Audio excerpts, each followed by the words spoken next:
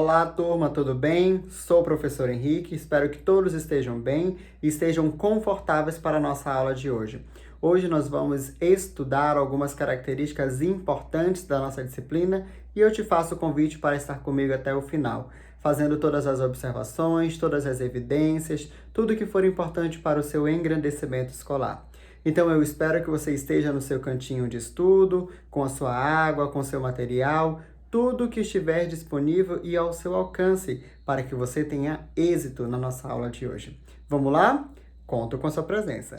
Então, alunos, a minha tela já foi projetada aí. Hoje nós vamos fazer diferente na nossa aula, tá? Eu vou começar a nossa aula de trás para frente. E tem um motivo para isso, tá? Por que de trás para frente? Porque eu quero começar a nossa abordagem de hoje acerca das questões que eu deixei e vou deixar para que vocês respondam, ok? Alguns alunos me mandaram mensagem, disseram que algumas perguntas elas estavam um pouco complicadas de serem resolvidas, outros alunos conseguiram com mais facilidade, não tem problema. Eu resolvi então começar a nossa atividade de hoje em virtude dessas dúvidas, desses questionamentos, dessas dificuldades que vocês pontuaram, tá? Lembrando que a nossa disciplina de arte, ela é uma disciplina que trabalha muita história da arte, muitas questões voltadas ao período em que aconteceu algum acontecimento é ótimo, né? Mas em que aconteceu alguma situação, ou enfim, vai variar de acordo com o assunto que nós estaremos estudando, tá? Como vocês são alunos do nono ano e nós estamos estudando a Semana de Arte Moderna, então nós vamos entender de que forma a Semana de Arte Moderna foi importante para a sociedade, tá? Não foi importante apenas para os artistas, foi importante para a sociedade, já que muitos artistas eles quebraram paradigmas ali dentro do evento, tá? Então nós temos aqui a primeira pergunta. Qual o nome do conjunto de 3 músicas que são inspiradas em sons do povo indígena Caripuna? Tá? Lembrando o seguinte, viu, turma?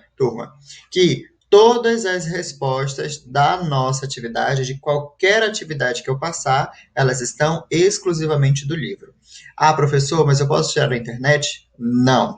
Se você retirar a resposta da internet, infelizmente, não vai ser tão fácil considerar. Porque se nós temos um livro a ser utilizado, então o correto, a forma mais aceitável é eu aceitar que você utilize o livro para responder suas próprias perguntas, tá? Até porque se você retirar da internet, às vezes a resposta não é aquela, de repente ela foi editada de uma forma que não é ou não está interessante, tá? De repente você retirou a resposta de um site que ele é um site duvidoso, então tudo isso você deve levar em consideração, ok? Ah, professor, não tem o livro ainda. E aí você chega comigo e fala, tá? E aí nós vamos conversar no privado direitinho sobre isso. Mas, volto a dizer, todas as respostas da nossa atividade constam no livro de arte, tá? Inclusive, um outro comentário de que hoje eu darei continuidade ao nosso assunto e, consequentemente, é um assunto que vai constar na nossa avaliação bimestral, tá bom? Então vamos lá. Nós temos aqui quem ganhou o apelido de Índio de Casaca. Tá, nós temos a terceira pergunta. Qual o estilo de música popular foi resultado de uma mistura de ritmos europeus e afro-brasileiros, tá? E nós vamos, inclusive, conversar sobre esse ritmo hoje, que é o choro, o chorinho, né? Depois eu peço para você citar 2 grandes nomes do choro. Depois pergunto qual a composição mais conhecida de Pixanguinha, o que são as baxianas brasileiras, quais influências Vila Lobos usou para compor suas baxianas brasileiras. Depois eu pergunto se você já tinha ouvido falar da Semana de Arte Moderna, se sim, como. Pergunto também se você acredita que o estudo da arte desperta o senso crítico do ser humano, aí eu pergunto de que forma. Essa pergunta eu coloquei aí como uma pergunta importante, viu? No sentido de entendermos a relação dos estudos históricos com o nosso assunto específico, tá? E depois eu peço para você citar uma característica do artista Lobos. Tem no nosso material, ok? E aí, para que vocês não me perguntem, já sabendo a resposta, aqui nós temos o seguinte: na página 11 nós temos uma questão, vou já mostrar. Essa questão, especificamente, você não irá responder. Você irá apenas ler, tá? E aí, agora que eu já mostrei para vocês quais são as perguntas, quais foram as perguntas que vocês irão responder, vamos passar para o nosso livro didático, tá? Eu fiz questão de iniciar a nossa aula mostrando esse exercício para que você não tenha dúvida de que maneira ela vai ser realizada por você. Ok? Vamos lá então para o nosso livro. Pronto, agora com o meu livro aberto, tá? Esse é o livro que nós estamos trabalhando, tá? Você já teve contato com ele, já teve, já tem. E nós vamos entender o seguinte: tudo isso aqui nós já trabalhamos, sem medo da vaia, nós já trabalhamos essa página, nós já falamos desses objetivos específicos, tá bom? Nós também já trabalhamos sobre isso aqui, sobre essa parte específica. Pedi, inclusive, que você lesse quando você tivesse um tempinho, tá bom? E aí eu gostaria de voltar a essa parte aqui dos tremores do Teatro Municipal, antes de iniciarmos de fato sobre o assunto do índio de casaca, tá? Nós vamos ter então, no cenário ali de 1922, a independência, ou melhor, não independência, mas nós vamos ter ali um cenário bastante particular no nosso país. Nós vamos ter algumas incidências que aconteceram, nós vamos perceber alguns feitos históricos. Por exemplo, no ano de 1922, nós vamos ter ali por volta de março a 10ª eleição presidencial do Brasil, né? Ainda no mesmo ano, nós vamos ter ali por volta de julho a revolta dos 18 do Forte de Copacabana. Vai ocorrer também ali na cidade do Rio de Janeiro, tá? Então, nós vamos observar que este período, ele é um período que tem muitas situações que vão afetar direto ou indiretamente o ano, ou melhor, o evento voltado à Semana de Arte Moderna. Então, perceba como tudo vai convergir para que tenhamos algumas situações extremamente reflexivas nesse período. Tá? Voltando ainda para a Semana de Arte Moderna, nós vamos entender que este período ele representou, tá, uma verdadeira renovação da linguagem, na busca da experimentação, na busca da liberdade criadora, de rupturas, tá? Lembra da quebra de paradigma? Então, ele vai fazer uma ruptura do passado com a parte, inclusive, corporal, tá? Nós vamos observar que a arte ela vai passar, então, uh, é, é, por alguns ideais de vanguarda dentro do modernismo, tá? Então, você precisa entender esta semana, este período, mais ou menos dessa forma, tá? Esse evento, além de tudo, ele marcou na época porque ele expressou novas ideias, novos conceitos, tá? Inclusive, o fato da poesia ser declamada foi em virtude desta época, tá? Porque se nós formos lembrar, nós temos o primeiro momento, o primeiro estilo literário, que é o trovadorismo, que é um assunto que vocês ainda vão estudar. No trovadorismo, as poesias não eram declamadas, tá? Então, na Semana de Arte Moderna no Brasil, nós vamos observar este feito, esta situação que era algo inovador.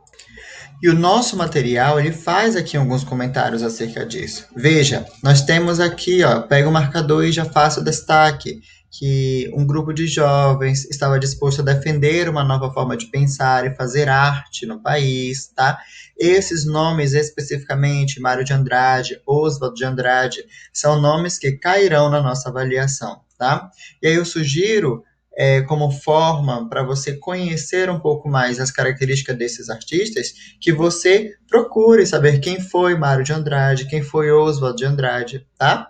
Porque como nós estamos neste espaço conversando sobre arte, e não especificamente sobre literatura, eu poderia comentar as características deles. Mas eu vou deixar que você faça uma pesquisa mais aprofundada, tá? Mas nós vamos ter um nome também famoso, o pintor carioca, o de Cavalcante, tá? Esses nomes, então, desses jovens, eles, então, se decidem, conversam para que haja um evento que possa quebrar paradigmas dentro deste movimento que é a arte. tá? Então, veja, nós estamos falando de um período que é um período que tem relação ao modernismo, tá? Nós já conversamos que essa semana teve patrocínio de empresários paulistanos, tá? Ligados à produção de café. Nós também já conversamos sobre os dias que ocorreu a Semana de Arte Moderna. Inclusive, já digo para vocês um spoiler, né? É uma pergunta da nossa avaliação, tá? É preciso você ter em mente aí os dias em que ocorreram, ou melhor, em que ocorreu a Semana de Arte Moderna, tá?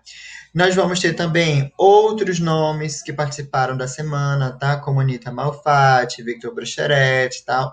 O compositor carioca Villa-Lobos, tá? Então, nós já trabalhamos essa página e, consequentemente, as suas características, tudo bem? Aqui também nós já trabalhamos essa página. Aqui já pedi para que vocês realizassem essa atividade, ok? E aqui nós iniciamos de fato a nossa atividade de hoje. Atividade, digo assim, voltada para a aula. Neste quadro específico, nós temos algumas características do nosso artista, tá? Embora ele seja voltado para a música, mas ele é considerado um artista. Então temos aqui Heitor Villa-Lobos, nasceu no Rio de Janeiro, era filho de músico erudito, tá? Nós temos aqui que o violão ele aprendeu a tocar por conta própria. Então veja, nós temos um pacote de informações que vão refletir na vida futura do Villa-Lobos, tá? E aí eu vou deixar que você leia direitinho.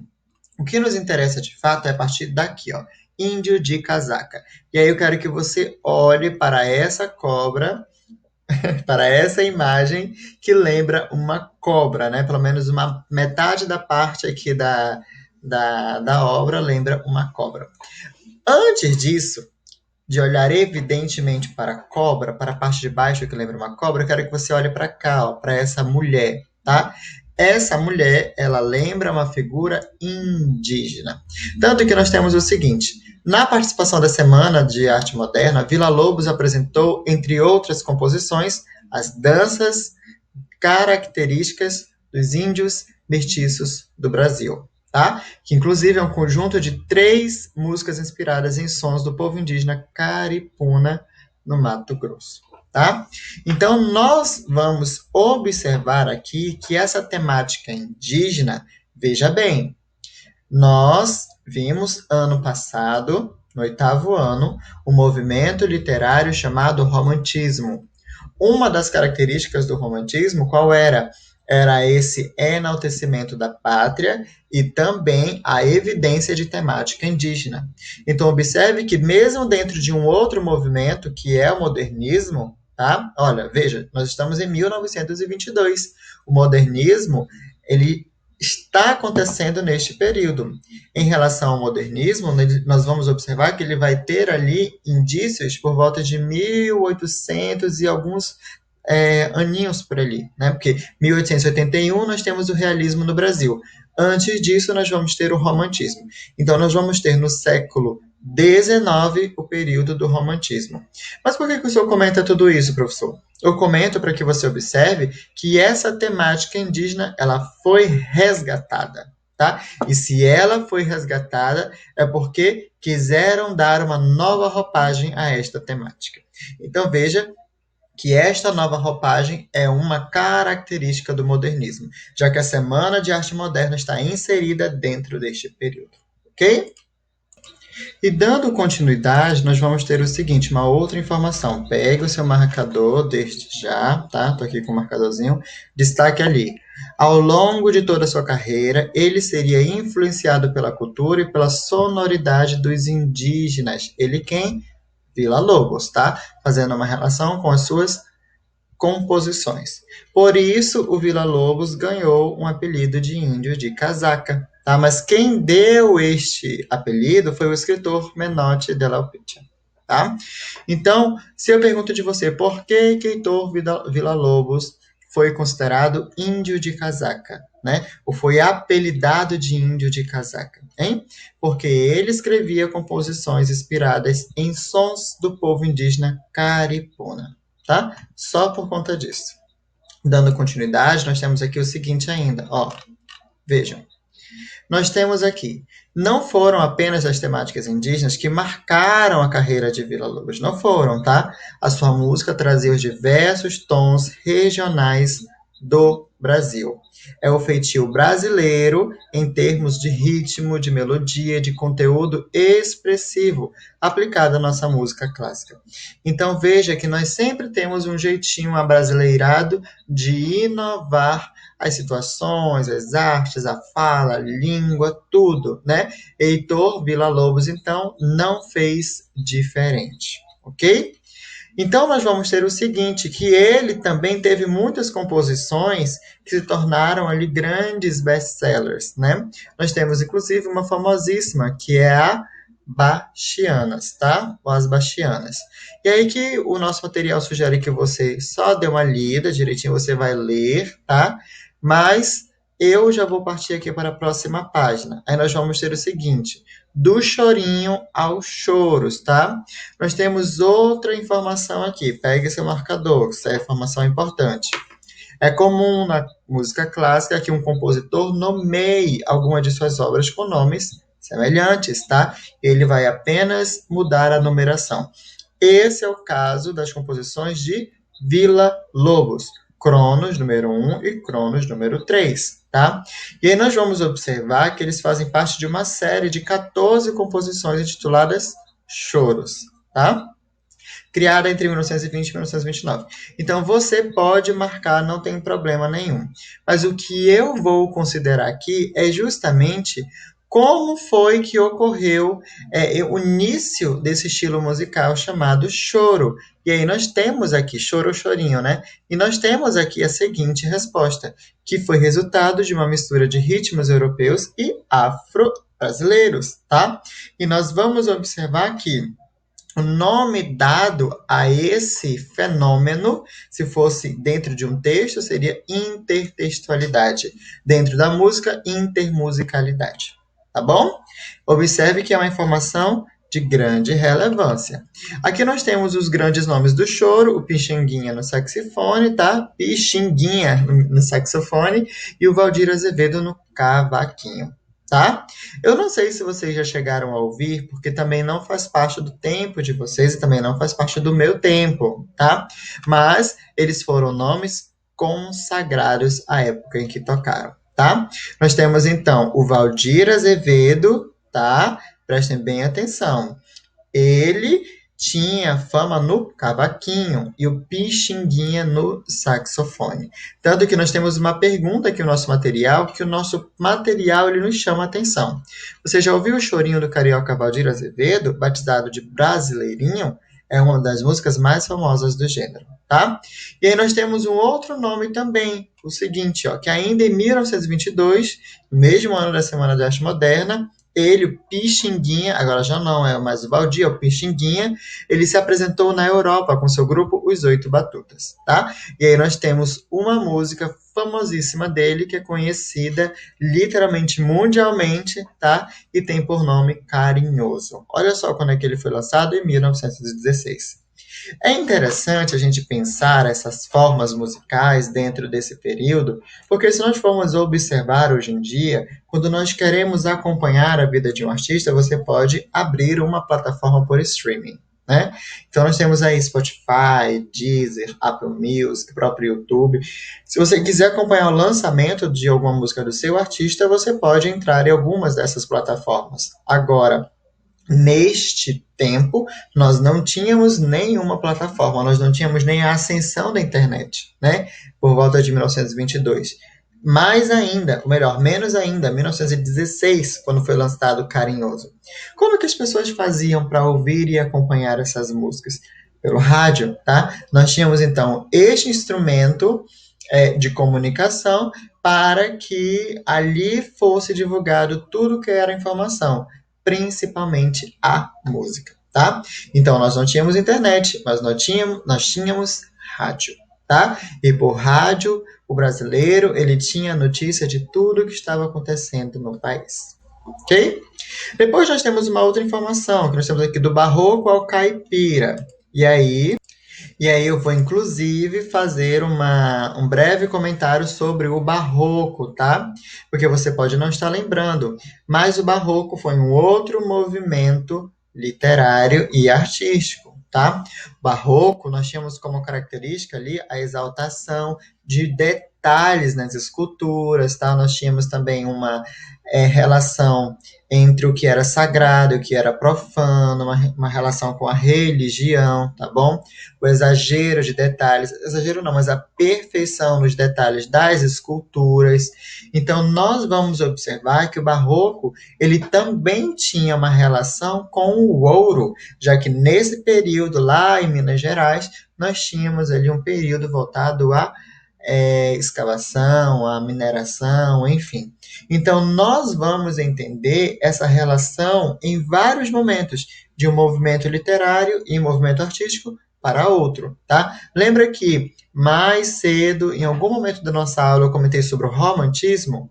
Eu não sei se você sabe, mas toda vez que eu falar, ou o professor de literatura falar romantismo, realismo, arcadismo, barroco, o nome desses movimentos são nomes importantes para que você tenha conhecimento, tá? E o que são cada um? Justamente, eles são chamados de movimentos artísticos, tá? Romantismo foi um movimento artístico, realismo foi outro movimento artístico, barroco foi outro movimento artístico, tá bom? Tanto que nós temos aqui modernismo, que é o período que nós estamos estudando, é um movimento artístico. Então, se eu pergunto de você na avaliação a seguinte maneira: a Semana de Arte Moderna aconteceu nos dias tais de fevereiro, mas foi uma semana que consagrou artistas do movimento, aí você vai responder, modernista, tá? Que é o movimento que nós estamos estudando. E aqui nós temos essa relação do barroco ao caipira. Barroco pela questão mesmo da riqueza de detalhes, do exagero, pela sutileza também, pela elegância, ok? E aí você vai observar um contraste, o nome disso é antítese, né? Nós temos uma ideia do que é elegante no barroco e uma ideia do que não é elegante em função do caipira. Porque se você pensar em relação ao caipira, o que você já imagina? Uma pessoa do campo, uma pessoa que tem a fala muito voltada à parte realmente caipira, por exemplo, R, carne, porta, tá? Nós, infelizmente, já fazemos essa associação. Então, aqui nós temos uma antítese, que é uma oposição de ideias. Agora, será que essa antítese ela foi positiva ou foi negativa? Tá? Vamos ver. Nós temos aqui algumas informações, pega o seu marcador e destaque, tá? Ali em Villa-Lobos criou entre 1930 e 1945, então olha só, 15 anos, né? Outra série de composições, as Bachianas Brasileiras. Agora, este nome ele faz referência ao ilustre estrangeiro, tá? O compositor alemão Johann Sebastian Bach. Ele é famosíssimo, tá? Toda vez que nós falamos em Bach, você tem que lembrar disso. Ele fez parte do período barroco. Opa, observe o seguinte, eu não acabei de falar sobre as características do barroco? Então, nós vamos sair de um momento de elegância, de exagero. Por que será que houve essa referência, hein? Mas, como o nome indica, as bachianas são bem brasileiras e foram criadas sob forte influência da cultura popular nacional, tá? E aí nós temos aqui, inclusive, a figura, tá, do Bá usando um chapéu que lembra um caipira, tá? Interessante nós pensarmos sobre esses movimentos artísticos, sobre essas formas de fazer literatura, as formas de fazer arte, porque nós acabamos entendendo muito de que forma elas estão relacionadas com a nossa vida, não é verdade? Gente, o nosso material de hoje ele é bem curtinho mesmo. Nós vamos estudar até a página 11, tá? Mas eu gostaria. A nossa aula ainda não terminou. Agora eu já fiz os comentários até a página que eu planejei para hoje. Agora nós vamos usar a plataforma que outrora ensinei para vocês, o Google Arts, tá? Porque lá nós vamos entender de que forma a Semana de Arte Moderna apresentou os seus. é, as suas manifestações ali dentro do espaço do Teatro Municipal de São Paulo, tá bom? Volto a dizer sobre a página 11, você não deverá fazer a página 11, é só você ler a página 11, ok? Vamos lá então para a nossa outra plataforma. Vamos lá então. Já estou com a plataforma aberta, para quem não lembra, essa plataforma ela vai ser útil nas nossas aulas, tá? Olha o nome dela, Google Arts, tá? Ela vai ser extremamente útil. Graças a essa plataforma, nós temos aqui algumas obras de arte, algumas peças extremamente importantes para que nós possamos fazer a análise semiótica, entender o contexto histórico, enfim, tá? Vamos aqui colocar o seguinte. Vamos procurar bem aqui. Semana de Arte Moderna. Vamos ver para onde a plataforma irá nos redirecionar, tá? Cadê? Aqui temos. Nós temos algumas obras que foram apresentadas neste período e nós temos alguns nomes desta semana, tá? Vamos abrir aqui Mário de Andrade. Aqui nós já temos algumas informações do Mário de Andrade, tá? Que informações são essas? Que ele foi um poeta, escritor, crítico literário, musicólogo, folclorista, ensaísta, enfim. E aí eu vou deixar que você leia, tá? Só que estou mostrando para você como é que funciona essa plataforma. Mas eu posso fazer o seguinte, eu posso procurar por Teatro Municipal, não é verdade? Vamos lá. Teatro Municipal de São Paulo. Já apareceu aqui. Fundação Teatro Municipal de São Paulo.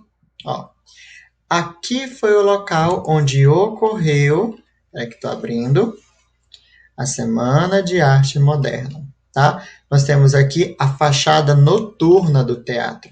É claro que aqui ele está bem atual, na verdade. Se você olhar, ó, nós temos aqui uma riqueza, tá? Lembra muito, inclusive, o Teatro Amazonas. Na verdade, se você olhar, ó, lembra muito, muito, muito o Teatro Amazonas.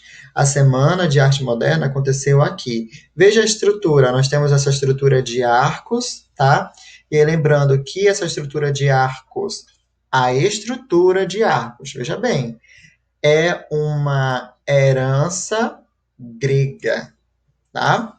Os gregos, eles faziam essa estrutura para que houvesse uma sustentação do que se estava construindo, tá?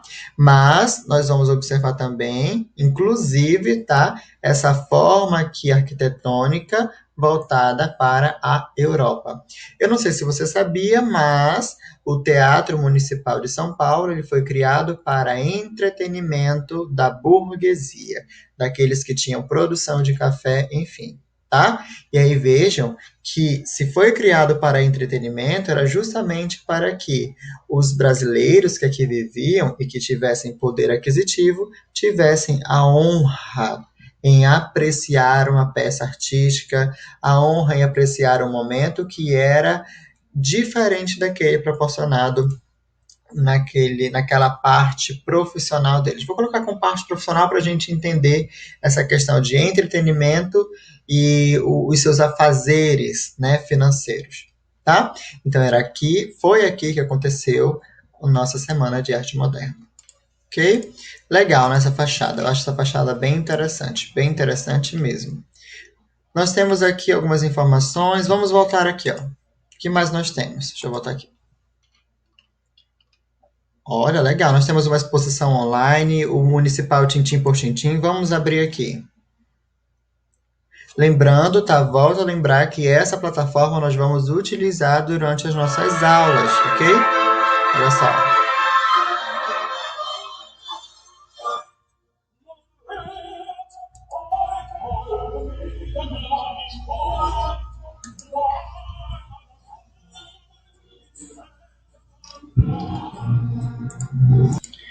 Pronto, voltei para nossa página, que eu não queria dar spoiler das nossas próximas aulas, tá? Ó, turma, eu vou deixar então que vocês acompanhem. Vocês podem abrir a plataforma, tá? Onde eu abri do Google Arts, procurar sobre a Semana de Arte Moderna, ok? Que vocês vão ter todo o acesso, inclusive a parte de dentro da Semana de Arte, do Teatro Municipal de São Paulo, ok? Nós já chegamos aos minutos finais da nossa aula. Gostaria, inclusive, de falar o seguinte: alguns alunos ainda não enviaram a atividade de arte para o meu privado. Eu gostaria de que alguns alunos já adiantassem, ainda temos um tempinho, tá? Enviem para mim, porque graças a essa atividade, eu computo a sua nota de participação na minha aula, tá bom? E assim, estamos aqui para nos ajudar. Se você me mandar mensagem dizendo o motivo de que você, professor, não consegui fazer tal atividade, eu vou entender, mas eu quero que nós possamos estabelecer um certo diálogo, ok? Finalizo então a nossa aula por aqui. Espero que vocês tenham aproveitado. A nossa aula de hoje é bem curtinha, bem simples, tá? Nada, nada, nada assim tão difícil de compreender. Aguardo vocês então na nossa próxima aula, viu? Tchau, tchau.